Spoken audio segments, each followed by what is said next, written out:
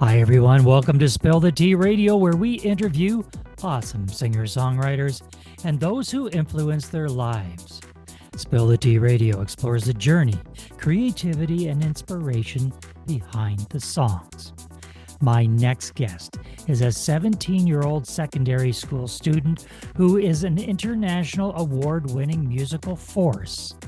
Channeling her talents into creating music that conveys messages of kindness, hope, and confidence, she won a Nats Award in Knoxville, Tennessee, which had over 1,000 preliminary and 400 semifinalist auditions. As a skilled lyricist and vocalist, she leans towards rock, grunge, and pop punk genres. So, let's spill the tea with Anna Goldsmith. Welcome, Anna. Hi, thank you for having me. Well, it's great to have you on the show, and I really enjoyed our pre-interview chat. Found out a little bit more about you as well. I want to talk about the award that you won in Knoxville because I think that is so cool. Tell us about that award. How did you get involved with that, and what do you think put you over the top? Yeah. So Nats is this really cool competition. They have one just for Ontario, and then they have like the national one. And it's a lot of fun. You go through different rounds and you get to get adjudicated by a bunch of different judges.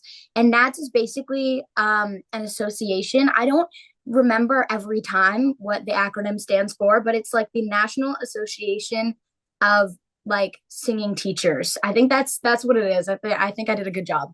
And basically my singing teacher is a part of that association, so she got me to do it because I had never done it before.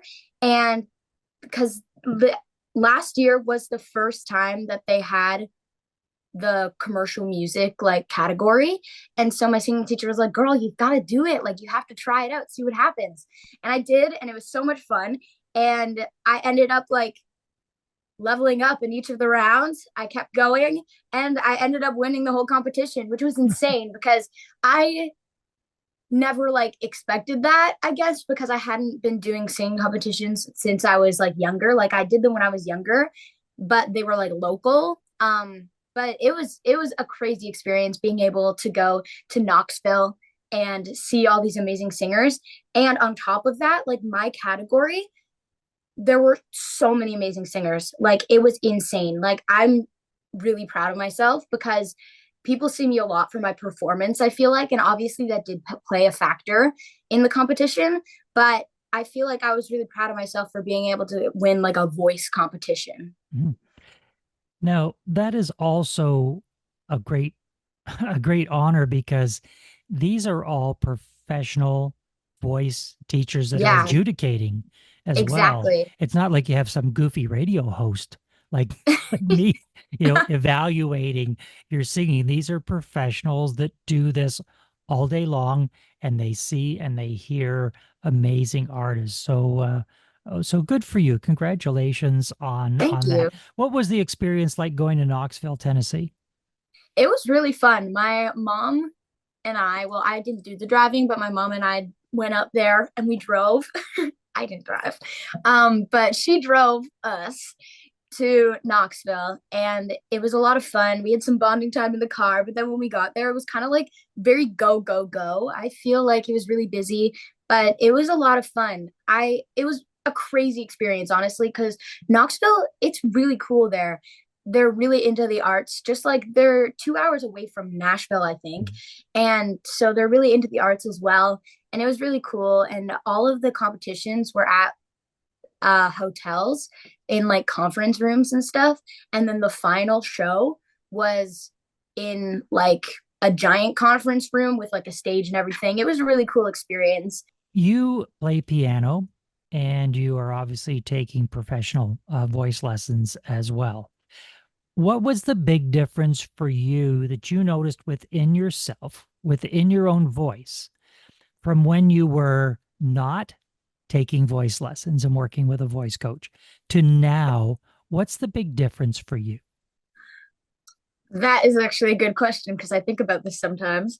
Actually, I think about this quite often because as a kid, I really wanted to get into singing lessons, but my mom was like, "Girl, no." Like, because she heard me singing songs and she's like, "You have no pitch. Like, you cannot sing, child." And I was like, really, but like not saying anything bad about my mother. Like, she fully supports me, but like when I was like really really little, like I couldn't hold a note at all. I was like not. I don't know why. Like I loved singing, but this is from what she has told me. Like I cannot. I was not um like that child prodigy with my vocals. And I think now that I'm taking singing lessons all the time, I've definitely improved like crazy. And even from switching from classical and theater music to like contemporary music and like pop and rock, that kind of transition, I've noticed improvements in my voice.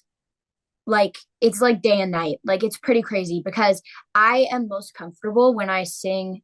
Well, actually, this is like I like to challenge myself, and I feel like singing these rock songs that I like to sing and the punk songs that I like to sing, I really challenge myself and I learn new things more consistently. And so I think my voice has just improved a lot as I've grown because obviously your voice changes, right? And so my voice has changed a lot. And even my speaking voice, I've learned to sing like how I talk. Because in classical, you kind of are like really proper and like that's how I thought about it, you know? Mm. And so now I am able to just really truly be myself when I sing and it's made my voice just improve because I'm singing like how I talk. Are people shocked to find out really how old you are? Because in some of the promo shots that you have out there, you have a very mature look about you. Others are, that fun teenager look about you. So are people shocked to find out that you are a grade 12 student, considering, the level that you sing at and the maturity of your writing? Yeah, I people are surprised mostly when I'm at performances. I feel like because I perform like my original stuff, but I also perform covers and I do stuff like Janis Joplin and Metallica are like my main two right now and Evanescence and stuff like that. And so people are surprised just because of the stuff that I cover and the stuff that I sing. Um, and they either think I'm older or like if I meet people for the first time, sometimes they think I'm younger, but then they hear me sing and they're like, "Oh, are you like old? Are you like 21?" And I'm like, "I'm not actually. I am 17." But yeah, I think people are surprised. It's just it can go either way. It's either that I'm older or that I'm younger. I'm never my age. I'm never my age.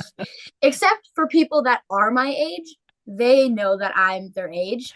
I don't know how that works, but even like a year younger than me, like I have some friends that are in grade 11 at my school and they were like, "Girl, I thought you were in grade 11 for the longest time." Let's talk about some of the bands that you mentioned that you cover. Janis Joplin, Yeah. Evanescence. I mean, her voice, the singer from Evanescence, Yeah. has a voice that is off the charts. If the magical music genie could come down from the sky and grant Anna Goldsmith one wish, and the wish was, Anna, tell us which which singer, songwriter, band would you like to open for? Which band would it be? Oh my gosh, this is such a hard question because I want to have a really good answer because I feel like, oh my gosh. Can I answer? Can I say two? Can I say two? Yes, you may, and it's your show, so Okay. you go ahead. I would open for Paramore because Mhm. I love Paramore and I think Haley is just like amazing. I love her so much. I also sing some Paramore covers too, so I think we would get along. And oh my gosh, there's so many. And honestly, No Doubt. I really like No Doubt. I like Gwen Stefani, I love her. Um, I think those would be two really fun bands to open for. And I think also Evanescence too. But I feel like our music is like a little bit different, but that might be cool for an opener. You never know. But yeah, I think I just really love like strong rock women in the music industry. So I would open for strong rock women in the music industry. And there are a number of them around Yeah, in exactly. today's world. Let's talk about artificial intelligence. It's something Yeah. that is, I'll say it's relatively new to the music scene in connection with some of the artists that have been out there for 50 and 60 years. Artificial intelligence is something that is going to be prevalent in your generation of artists. How do you feel about it? Is it a good thing? Is it a bad thing? Do you welcome it? Does it have a place in music today? I feel like it just depends on what music you're writing and how you use it. Like if you are asking ChatGPT, hey, write me a song about this, and it just spits out like a bunch of lyrics, and then you just use all those lyrics in your songs, I think that is like really disrespectful and disregards people who actually like to write their music and who are writing from it's just I feel like it's taking the emotion and taking the passion out of some music. And for me, the reason why I like rock music, for example, is because there's so much feeling involved and so much passion. And for me, like I know I can't think I might be a little stubborn, I'm not gonna lie. It kind of bothers me when other people write, even other people like wanting to write like a song for me or something like that. Like I don't want that. Like I need to write it for myself.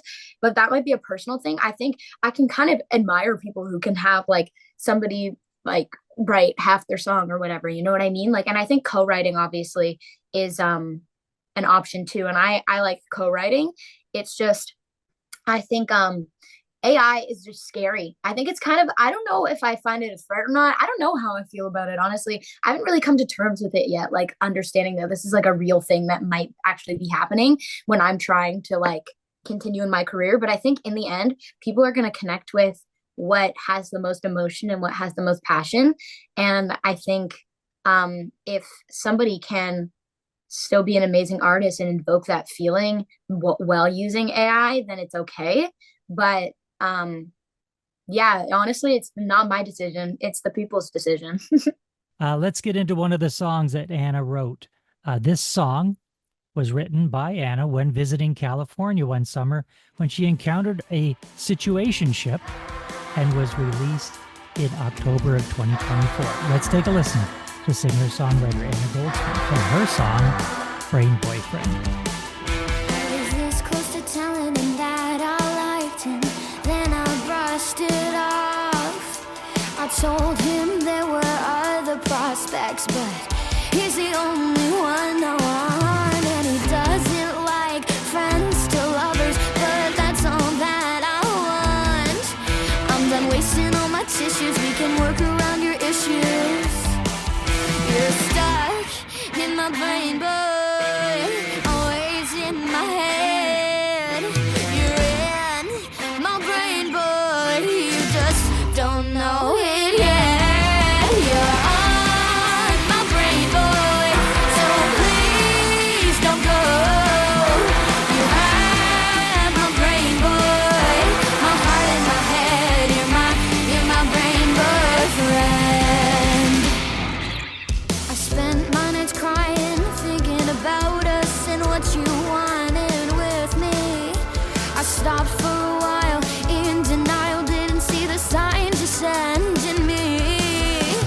Trying to solve the most difficult equation if our relationship was end. I'm done wasting all my tissues, I can work around your issues. You're stuck in my brain, boy, always in my head. You're in my brain, boy, you just don't know it yet. You're on my brain, boy, so please don't go. You have my brain, boy, my heart in my head. You're my brain boyfriend. I know that you like me, but I